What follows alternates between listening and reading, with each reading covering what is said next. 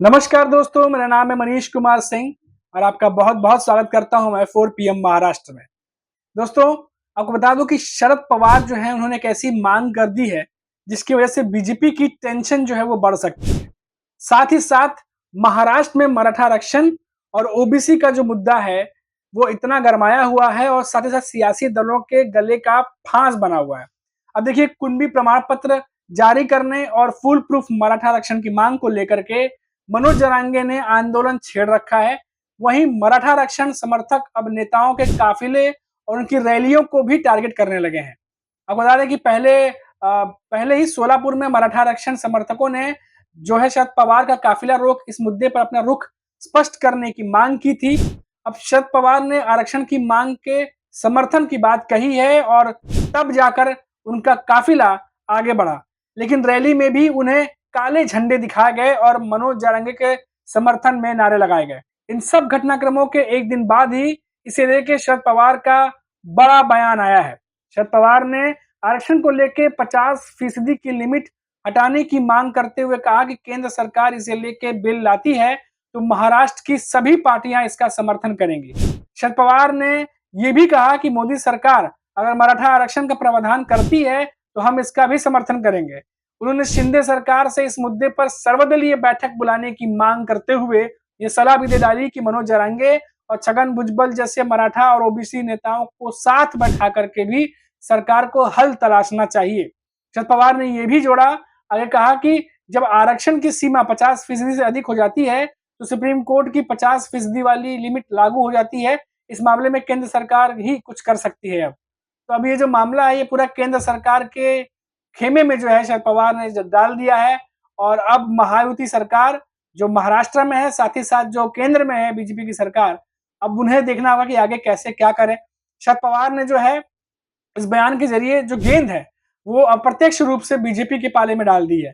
अब सियासत के जानकार जो हैं वो इसे कह रहे हैं कि एक तरीके से एक ऐसा दाव कह सकते हैं इसको कि जैसे कहते हैं कि सामने वाला जो है वो पस्त भी हो जाए और चित भी अपनी पट भी अपनी, इस तरीके से कह सकते हैं। अब हालांकि मराठा आरक्षण के मुद्दे पर जो हर दल है उनके लिए दोनों तरफ जो है एक तरफ खाई जैसी स्थिति बनी है, एक तरफ कुआं एक तरफ खाई, क्योंकि हर दल चाह रहा है कि ओबीसी या मराठा जो है किसी को भी नाराज किए बगैर बीच के रास्ते निकाले जाए और मनोज जारंगे की मांगे पूरी करने पर ओबीसी की नाराजगी का खतरा और ना पूरा करो तो मराठा आरक्षण के जो मराठा उनके छिटकने का डर। तो शरद पवार ने अप्रत्यक्ष रूप से ओबीसी कोटे से अलग मराठा आरक्षण की मांग कर दी है और सुप्रीम कोर्ट की लिमिट का जिक्र कर मनोज जारंगे की चिंता का भी ध्यान रखा है। मनोज जारंगे अलग आरक्षण का विरोध कर ओबीसी कोटे के भीतर ही कोटा मांग रहे हैं, तो उसके पीछे यही लिमिट वाली चिंता ही है। अब देखिए कि अलग-अलग आरक्षण पर जारंगे की जो चिंता है वो क्या है, उसको तो हमने जिक्र किया ही।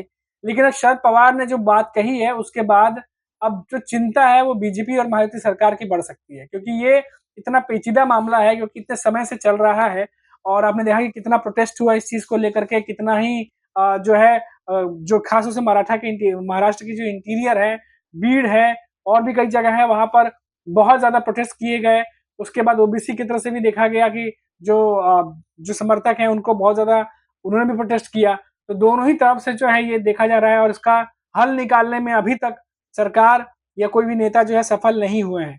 अब ऐसे में देखिए कि जो महायुति के जो नेता है उनका घेराव तो कर ही रहे हैं, लेकिन साथ ही साथ अब विपक्ष के जो नेता हैं उन्होंने देखा कि उद्धव ठाकरे से भी मांग कर रहे थे कि वो अपना जो समर्थन है वो स्पष्ट करे कि क्या है क्या नहीं है। फिर शरद पवार के पीछे भी गया और उनका भी स्पष्टीकरण मांगा कि आप अपना जो स्थिति है वो स्पष्ट करिए। अब उसके बाद सरकार का लगातार जैसे कि सरकार का घेराव कर रहे हैं। हमने देखा कि लोकसभा चुनाव में महायुति के सीट के जो नुकसान हुए उसमें भी बड़ा जो एक फैक्टर माना जा रहा है वो यही ओबीसी और मराठा आरक्षण था। अब इसके पीछे क्या हल निकालेंगे क्या नहीं निकालेंगे अपने आप में बहुत बड़ी चिंता है, क्योंकि बीजेपी के भी कई सारे नेता महाराष्ट्र आते हैं और कई सारे बातों पर बात करते हैं, लेकिन आरक्षण को लेकर के अभी भी खुल करके कोई सोल्यूशन की बात नहीं कर रहा है। हालांकि पिछले कुछ दिनों से 20-25 दिनों से शरद पवार और सीएम जो महाराष्ट्र के सीएम है एकनाथ शिंदे उनकी मुलाकातें हुई हैं और माना जा रहा है कि महाराष्ट्र के कई मुद्दों पर लेकर के चर्चा हुई है। अब एग्जैक्टली ये पता नहीं है कि क्या इसमें मराठा आरक्षण का भी मुद्दा इंक्लूड था जिसको लेकर चर्चा हुई है, क्योंकि आपको याद होगा कि जब छगन भुजबल जब अजित पवार के साथ कुछ यात्राएं कर रहे थे, कुछ संबोधन कर रहे थे, उस समय कुछ ज्यादा बोल गए थे वो, जिसके बाद कई सारे एनसीपी के नेताओं ने कहा कि उनको शरद पवार से मिलना चाहिए क्योंकि शरद पवार के खिलाफ वो बोल गए थे। फिर उसके बाद छगन भुजबल शरद पवार के घर पहुंचे थे और वहां उनसे मुलाकात की थी, जहां 1.5 घंटे के करीब उनकी मीटिंग चली थी। और छगन भुजबल ने कहा कि ये मीटिंग महाराष्ट्र के मुद्दों को लेकर के है और वो कहने आए थे कि उन्हें सीएम एकनाथ शिंदे से मिलना चाहिए। और शरद पवार ने भी आश्वासन दिया कि आने वाले दिनों में वो सीएम एकनाथ शिंदे से मिलेंगे और इन सब बातों पर चर्चा करेंगे।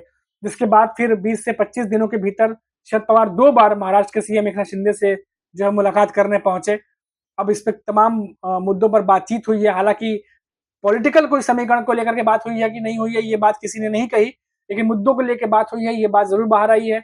अब इसमें कैसे हल निकाला जाए, क्या हल निकाला जाए, ये अपने आप में बहुत बड़ी चिंता है, क्योंकि अगर मराठा आरक्षण पर कुछ कोई फैसला लेते हैं तो ओबीसी जो प्रोटेस्ट करने वाले हैं उनको ये लग रहा है कि कहीं ना कहीं कोई नुकसान ना हो जाए। इधर जाते हैं तो मराठा आरक्षण को लेकर कुछ ना हो जाए। तो एक ट्रांसपेरेंसी जो है वो भी रखनी है। अब देखना होगा कि इस पर महायुति है, क्योंकि महाराष्ट्र महायुति की सरकार है, केंद्र में एनडीए सरकार है। बीजेपी को इसका जवाब जो है जल्द से जल्द देना होगा, इसका हल ढूंढना होगा।